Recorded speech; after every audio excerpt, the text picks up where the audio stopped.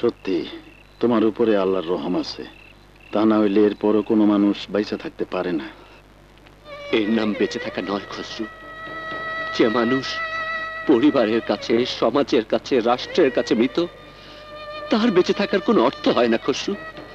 চোখের সামনে আপন ছোট ভাইয়ের সাথে যার স্ত্রীর বিয়ে হয়ে যায়, তার কিসের জন্য বেঁচে থাকা বলতে পারো খসরু? প্রতিশোধের জন্য। স্ত্রীর ভালোবাসা, মায়ের মমতা, ভাইয়ের স্নেহ থেকে যারা তোমারে দূরে সরাইয়া দিছে, তুমিও তাগো দুনিয়া থেকে সরাইয়া দিবা। গরিব দুঃখী মানুষ যারা তোমার দান দয়ার আশায় পথ চেয়ে থাকতো, সেই মানুষগুলিরে যারা বঞ্চিত করছে, তাগো এই দুনিয়া বেঁচে থাকার কোনো অধিকার নাই।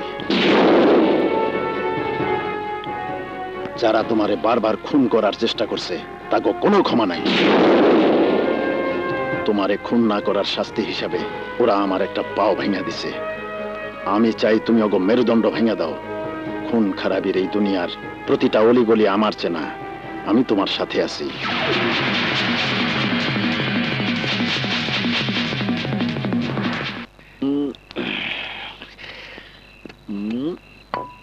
মদ শেষ, মারুফ করেছি শেষ, আর ফাদার্স ফ্যাশন শেষ হবার পথ পাকা। আমাদের ব্যবসা হবে আবার চাঙ্গা। আই বেশি দূর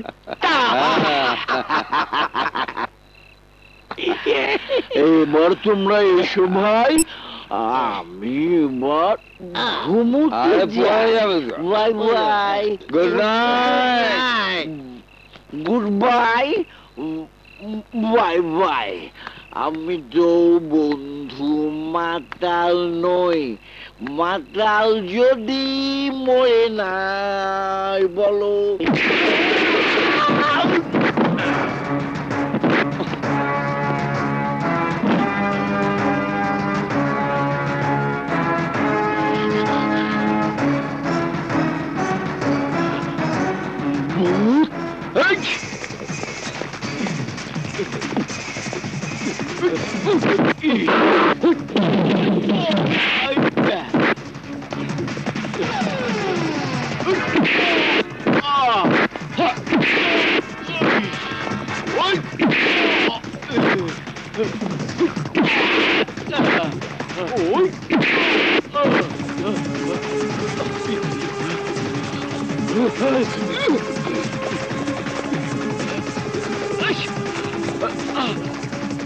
ইন্সপেক্টর, ইন্সপেক্টর সেভ মি, আমাকে বাঁচান। কেন? আমাকে মারুফ, না না, ভূত, ভূত আমাকে তাড়া করেছে। এই থামো। ভূত তারা করেছে? এই কম্পিউটার যুগে ভূতের আবির্ভাব, এটা আপনার মনের ভূত নয় তো? মনের ভূত, মনের ভূত হলে কি মেরেই দশা করে? আমার মনে হয় ওভারডোজ হয়ে গেছে।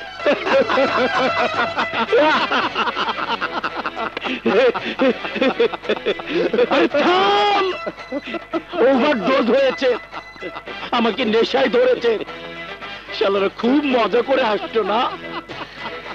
ওটা যদি ভূত না হয়ে সত্যি সত্যি মারুফ করেছে হয়ে থাকে, তখন হাসি নয়, কাঁদতে হবে, বুক ফাটিয়ে কাঁদতে হবে।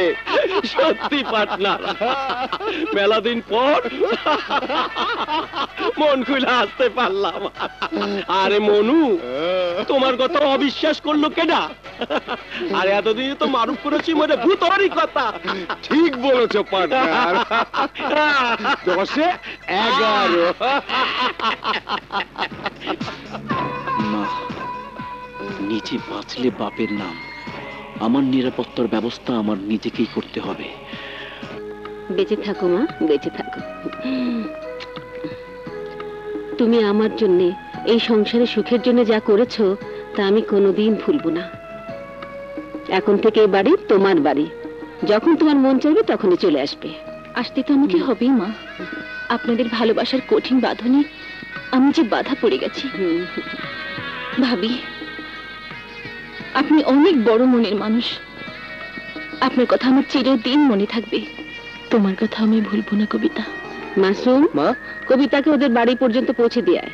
আচ্ছা মা, এসো কবিতা। আসি মা, আসসালামু আলাইকুম। আসি ভাবি।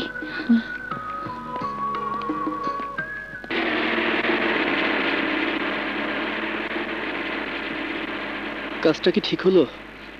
এছাড়া মাকে বাঁচানো যেত না, আর ভাবিকেও রাজি করানো যেত না। মা ভাবিকে মেয়ের মতোই ভালোবাসেন। এখন আমি যে কি করব তাই ভেবে উঠতে পারছি না। ওদিকে ব্যবসার অবস্থা দিনকে দিন খারাপের দিকে যাচ্ছে। আমার অনভিজ্ঞতার সুযোগ নিয়ে কিছু কিছু শ্রমিক কর্মচারী একের পর এক অন্যায় দাবি তুলছে। আমাদের দাবি, আমাদের দাবি মানতে হবে, মানতে হবে। বকেয়া বেতন, বকেয়া বেতন দিতে হবে, দিতে হবে। দুনিয়ার মজদুর আমাদের দাবি, আমাদের দাবি মানতে হবে, মানতে হবে। বকেয়া বেতন, বকেয়া বেতন। আমায় দেখেছেন স্যার? হ্যাঁ, আমি আপনাকে 1 মাস সময় দিচ্ছি। এর মধ্যে ফাদার্স ফ্যাশন গ্রুপকে পূর্বের অবস্থায় দেখতে চাই। আর যদি তা না হয়, ঠিক তার 24 ঘন্টার মধ্যে রিজাইন দিয়ে চলে যাবেন। Okay? Yes sir. Out.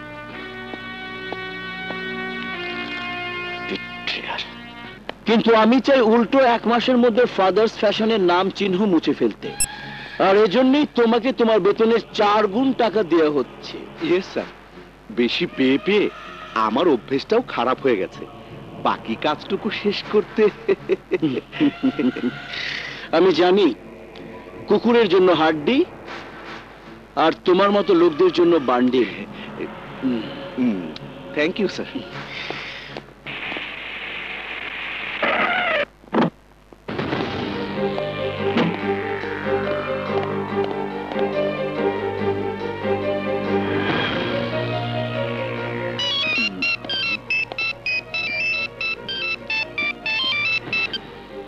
Hello, Zafar খুন? কি বলছো শিরালি? শোনো, জাফরকে কে মেরেছে, কেন মেরেছে তা আমাদের জানার দরকার নেই। আর জাফর যে আমাদেরই লোক তাও বলার দরকার নেই। ওকে? জাফরকে কে খুন করতে পারে? তবে কি? কি বলছো তুমি? এক্ষুনি যেতে হবে? এই এত রাতে বাইরে না গেলে কি হয় না? আচ্ছা, তুমি এত ভয় পাচ্ছ কেন? হারাবার ভয়। মারুফকে হারাবার কথা না বলতেই তোমাকেও যেন হারাতে না হয়। তুমি এত ভেবো না তো, আমার কিচ্ছু হবে না। মায়ের দোয়া আর তোমার ভালোবাসা আমার সাথে আছে না। আসি। Good night. সাবধানে যেও কিন্তু।